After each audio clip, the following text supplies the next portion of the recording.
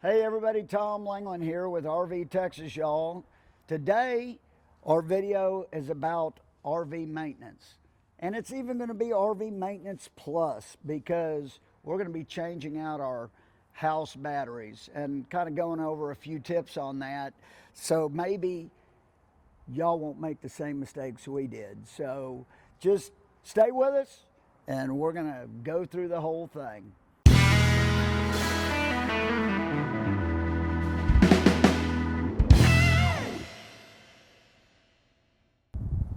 Okay, and one thing I'd suggest before you take your batteries out is to take a picture of the inside of the compartment of how they all connect up, so then you don't have to make guesswork. Of course, if you're a mechanic and stuff, you probably know exactly how it goes back together. But if you're like me, you're going to need all the pictures you can get.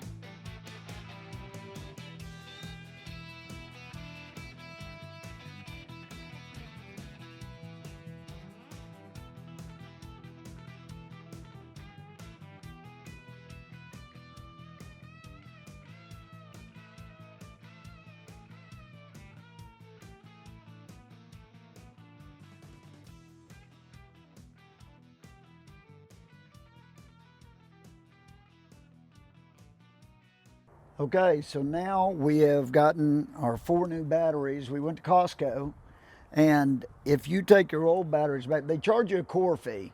But if you take the old batteries back, which we did, took our old batteries back, then you don't have to pay that core fee. And that core fee's, for us would have been $15 a battery, so it's pretty significant. So, but now we're back, and what we're going to do is take these off. And we have these. This is our little quick fill system that I'll be putting in at the same time, so we can easily fill our batteries with water. So I'm going to replace these before I put the batteries in, so to make it much easier.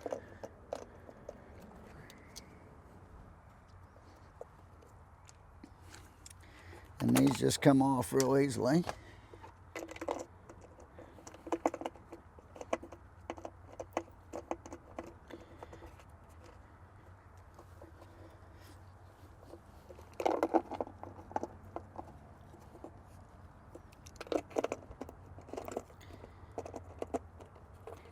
Putting this system on is going to be a lot easier than it was the first time I did it when the batteries were already in, because I'm not having to work around anything.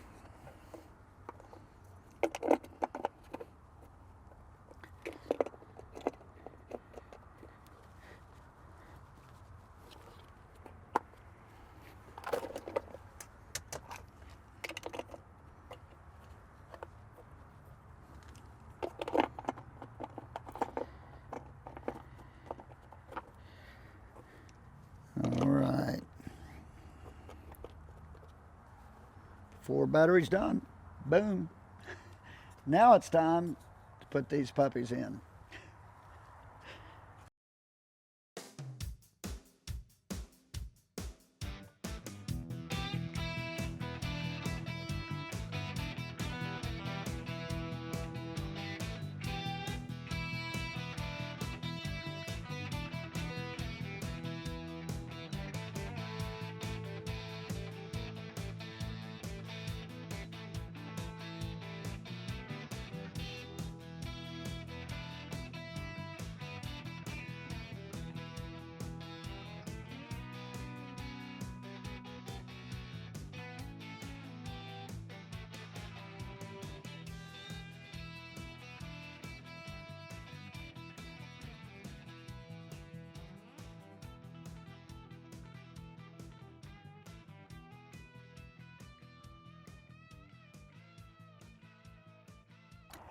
Well, we've had a successful battery install. Yay!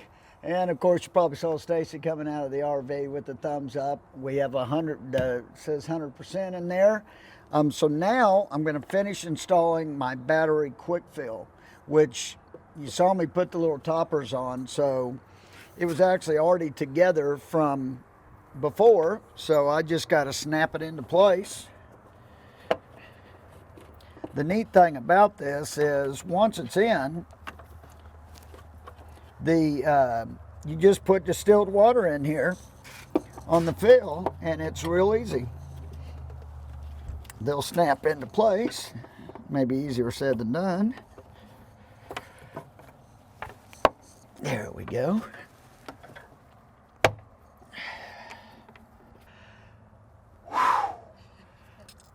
It's in.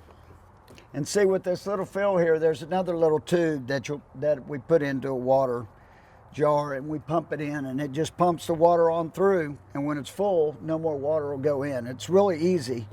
It only takes a few minutes each time you want to change your water. So that's it. It's in. Install is done.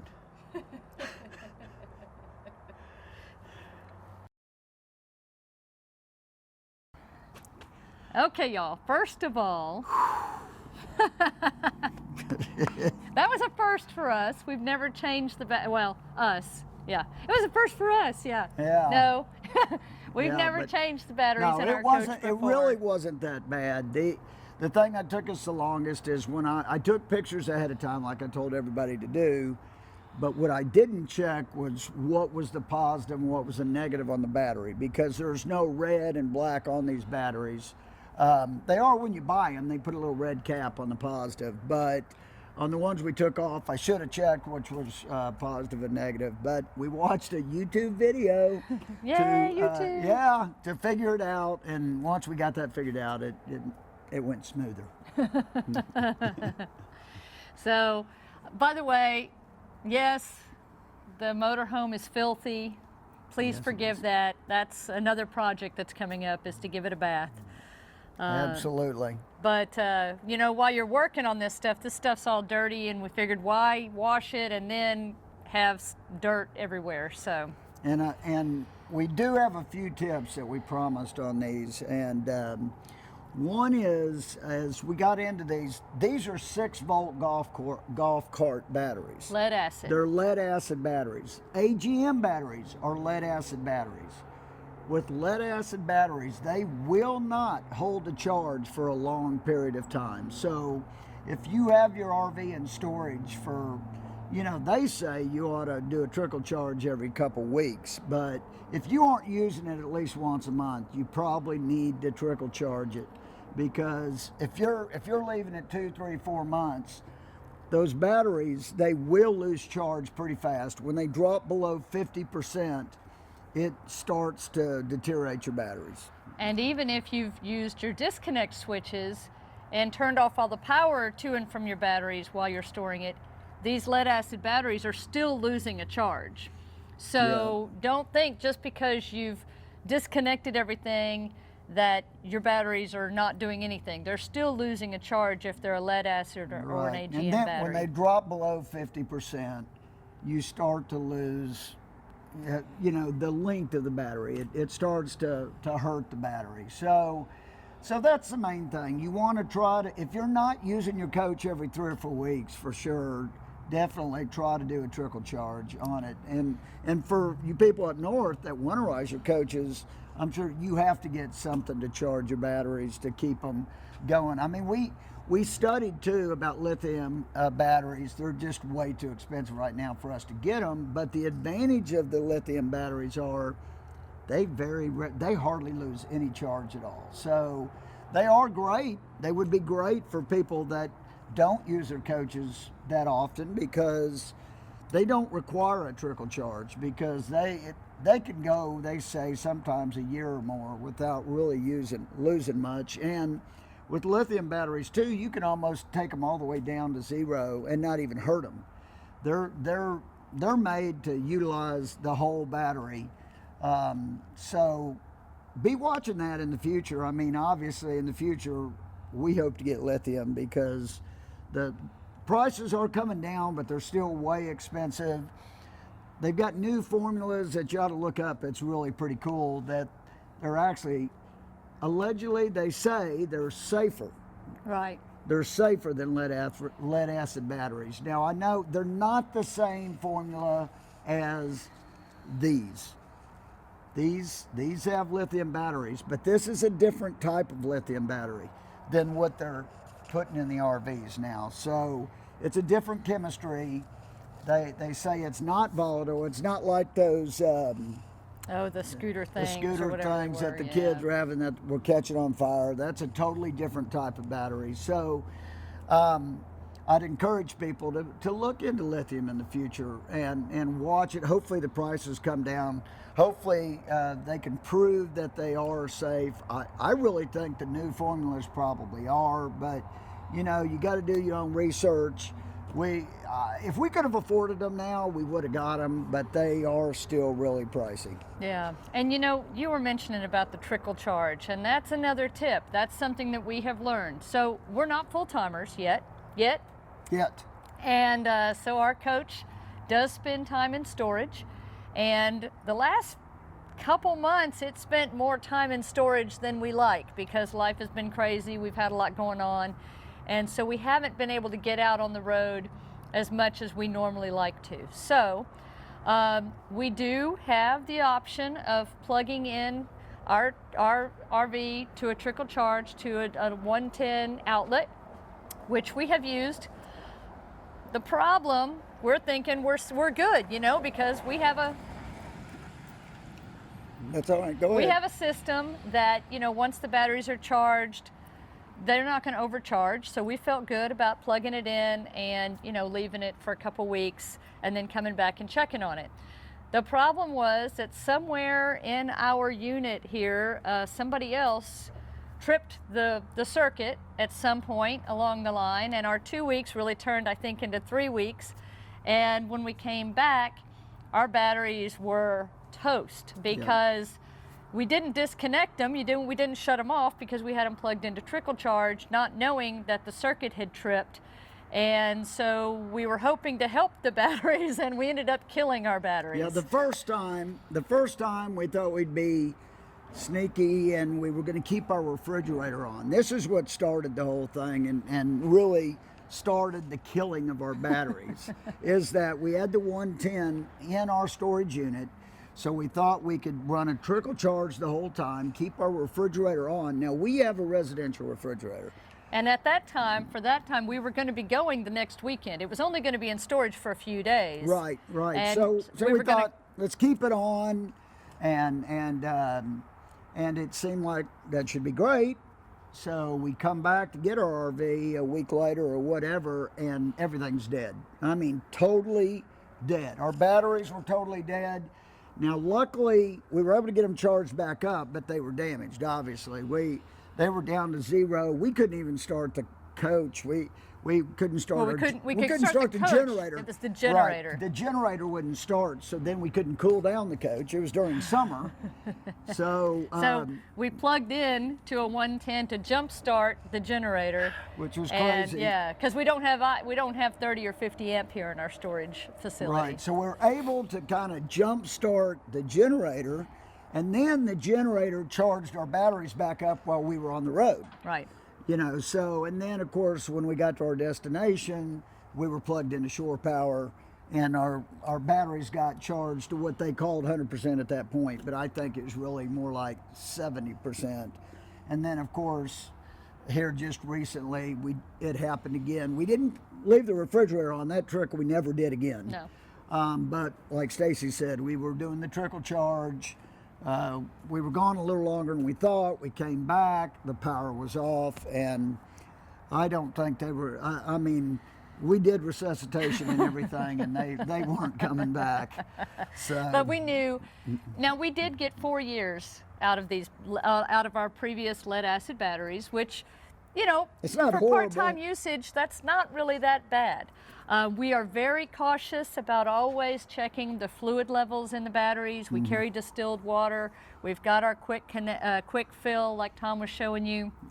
You want to get that quick fill. We It's are always inexpensive. checking. Yes, it's a great way to easily fill your batteries to with top them off. to top them off. Yeah, with you the don't have to distilled take water. the caps off. You're just, as you're putting in water, when it's full, it won't let you put any more in, and then you just disconnect it, and boom, you're done. Yeah, so we're very cautious about that. We pay attention to that all the time. So these batteries were never dry, you know, based other than, you know, we just ran them and when we didn't know they were running, basically, which we're learning, like everybody else. We're Yeah. learning.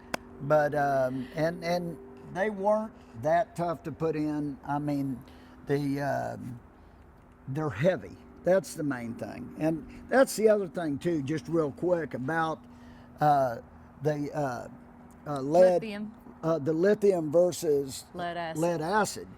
lead acid is like 3 times the weight. So if we were to change to lithium batteries, we would add less than half the weight in this compartment. You know, so Makes it easier to change, and it's less weight you're Oh carrying. yeah, which is, so I mean that's a it gives you plus. more capacity to carry something else, or just takes the weight off the coach. You know, so that's another advantage of, Yeah. of the lithium. So as this lithium gets better, my prediction is the RV industry is really going to change because lithium batteries, once they know they're totally safe and they come down in price, it's going to be a win for all of us because we're going to get much more battery power.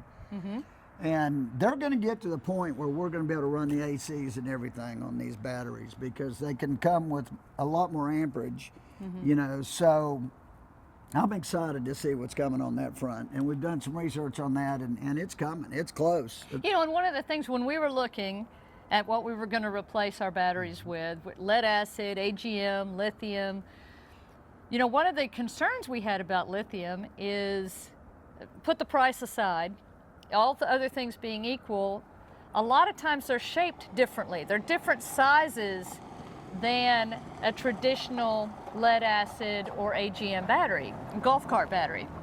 So, you know, we're thinking, okay, we're going to have to measure, see how much space we really have, height, width, length. And we came across in doing some research, some companies now are starting to make lithium batteries for RVs that are GC2 compatible. So the same size as these 6-volt golf cart batteries, but a much better ampage and then lithium. What she's saying is GC2. It's on the battery, and that it probably stands for golf cart too. I It's mean, the size of the battery. It's the size standard of the battery. size. So we knew the golf cart battery we got was a GC2. So and the one we replaced was GC2. But we found some lithium batteries that were GC2. Yeah. And if we could have afforded them and stuff, we literally, just like we did this install, would have done that with the lithium batteries. They were the same size as what we have. They would have fit right in. Our brackets would have fit over them. Now, our configuration in here would have to be a little bit different because they are 12-volt batteries. So you'd be replacing 4 6-volt batteries with 4 12-volt batteries. So you would have to change your wiring configuration. The configuration in there would have to change. But of course, you would be getting more power for the coach. Right. And when you consider you can use 100%, or basically 100% And of you can each store battery, it, and you can store it without losing. and you can store it without power. losing hardly So- any power at all. And it would take a long time for them to go down to zero. So, and now just one other quick thought on that is before with lithium that they were very temperature. Temperature Sensitive. was sensitive, so they couldn't get too hot, they couldn't get too cold, but they've got these new formulations that we read up on. Pardon the noise here, we got people coming in and out over here, but they can go to much higher temperatures and much colder temperatures. Than the old formulation. Right, like minus 40 degrees. That's what we're reading on some of them. Yeah. And we haven't done all the research yet on that because once we really did the math, it didn't make sense for us financially right now to upgrade to lithium. But that will be at some point in the future. Yeah, believe me. That's why we really decided to go with the lead acid. because we're kind of in flex right now. We're kind of looking to see, you know, kind of what we're going to do. We want to go full time. We're not exactly sure when that's going to happen. So we're not exactly sure how much longer we're going to be storing the coach versus using it more often. So we didn't want to make any big decisions on battery changes. Plus, we're not even sure we're going to stay with this coach. Right, we may go to something else. We may go with something else, and if we put a bunch of money into batteries right now, right here, and then if we got another coach, I mean, we would feel like we'd have to take those batteries out and put other batteries. So just a bunch of work, and so we just decided to go back with the golf court batteries. But they work well. Yeah. And I mean, when they're full, these batteries work real well. We've boondocked with these without a problem. We don't have any solar. We can use our generator when these start to get low. Mm-hmm. We have an auto gen start too. Mm-hmm. Not really sure how it works. That's one thing we've never really paid much attention to, which we need to learn. We need to learn, but yeah. You've got to pay attention to how much battery power you're using. You know, if you're plugged into shore power all the time, it's not that big a deal, except if you're storing your coach. And that's the only issues we've run into. Right. When we've been boondocking, we're paying attention to how much power we're using. We're paying attention all the time. We're checking that level to see how much juice we have in the batteries, and we're very careful not to let it drop, you know, below the 50%. When it's in storage, it's a whole other issue, and it's harder to monitor, obviously. So if you're like us and you're a part-time RVer or you're a seasonal RVer, pay attention to your batteries. Make sure, always check the water levels. Make sure you've got plenty of distilled water on hand. Get you one of these battery quick fill systems. Makes it so much easier. If you've got access to a Trickle Charge, by all means use it. Every couple weeks at minimum, go in there, plug it in. They say about 24 hours is what it'll take. And here's the other thing, it doesn't have to be a motorhome. No. The pull behinds also have batteries, and you know, the batteries are the heart of the thing. You That's know, right. Nothing worse than stepping into your RV, Getting ready to go, and you flick the switch and no lights come on. Right. I mean, I've had it happen several times. I mean, so even on fifth wheels, pull behinds, anything, the battery is essential, and just don't let them drop below 50%. And trickle charge them if you don't use them. So that's right. And keep an eye on that trickle charge. Yeah. Don't assume just because you plugged it in that it's charging. Yeah, not and if you're not going to do that, make sure you disconnect and come back every couple weeks and check the charge and charge it if you need to. That will drastically give you a longer battery life from everything that we've read. Right. And so we got 4 years out of the last ones, and we made some major mistakes. So we're hoping that these are going to be in for at least that long. Oh, I think so. But who knows if we still have the coach in 4 years? I mean, the average person never stays with the same coach for 4 years. So, I mean, we have. But I just have a feeling that we won't make it 4 more. But we'll see. But we're going to have to wrap this puppy up because it's starting to get dark here. We're losing our light. Sorry, we hopefully we didn't bore y'all. If you stuck around this long, thank you so much. We appreciate you watching as always. We appreciate everybody watching, period. We really do. Yeah, the channel's really doing well, and thanks to you guys, I mean, we're just so blessed. Things are going really well. They are. We've got some hopefully good stuff coming up for you in the future. We're going to be traveling a little bit more coming forward too, so look out for some more travel style videos and maybe some surprises. We'll see. Yeah, we have a few of them in store. Hopefully we can share. But thank you for watching. If you have any other comments on how you make your batteries last longer, we would love to know them, because we're always learning. And that is what we love about the RV community, is the willingness to share information so we can all learn from each other. So please, by all means, put your comments down there and let us know what your tips are on how to keep your batteries going long and strong for a long time. Long and strong for a long time? Whatever. How do you maintain your batteries? Give us your tips. Yeah. As always, y'all, we appreciate you watching. Thanks so much. We'll see you next time. Until then, safe travels and happy camping. Bye. Bye, y'all.